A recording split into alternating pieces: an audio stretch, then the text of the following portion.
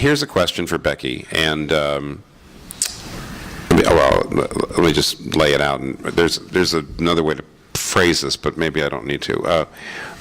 So give us 3 or 4 ways that you could turn a conversation toward Christ. Let's say you're having a conversation with somebody, and there hasn't been, I think probably, hopefully you understand that in the beginning, if you're developing a friendship, you're just hoping that the conversation rather naturally or will just turn to Christ or Christianity or religion. There's a million ways it could happen.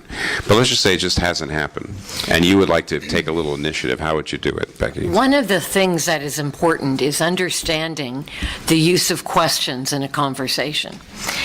First thing you need to find out is, what is this person's passion? What is their interest? What are they really passionate about? And we don't do this as a trick. We don't do it manipulatively. But we really ask questions. We're curious. We want to know. They're a doctor. Yeah, how did you get into medicine? What made you decide? What is your area of specialization?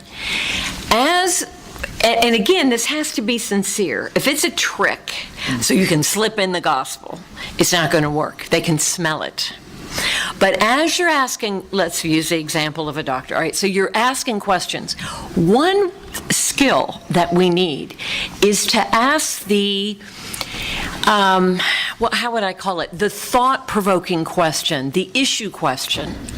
For example, remembering now we're dealing with their area of interest. How do you give hope to patients who are terminal? All right, now we're dealing with their area of interest, but that's a thoughtful, reflective question. I find if you can ask that question, a God question really is pretty easy.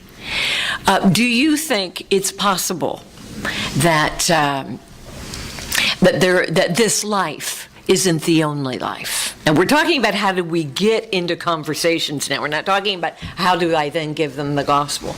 I was talking to a student who was studying art in England, and this might have been America. Actually, I think it was America. And it was America. I said, "What's your major?" She said, "Art." I said, "What kind of art do you like? What do you do?" And she was telling me all the different things that she likes to do. And then I said, where do you think we get our ability to appreciate what is beautiful and what is ugly? I said, I had a professor, a biology professor at university, who began every lecture saying, man is nothing more than a meaningless piece of protoplasm, a fortuitous concourse of atoms. Every day, that's how we began the lecture. And I said, do you think a fortuitous concourse of atoms would have the ability to appreciate beauty? She said, I can't believe I've never asked myself that question. She said, I'm going to make a living at creating beauty, and I've never asked myself, where do we get that ability? She said, well, where do you think we get the ability? What do you think? And I said, do you think it's possible there is an invisible artist who created us from whence beauty comes? In other words, just asking questions about their area of interest can actually lead into a God question. But there really aren't 3 or 4, questions that you can just have in the back of your mind that just always get you there. Basically, you're right. Questions that get to fundamental beliefs or fundamental issues of purpose, that sort of thing.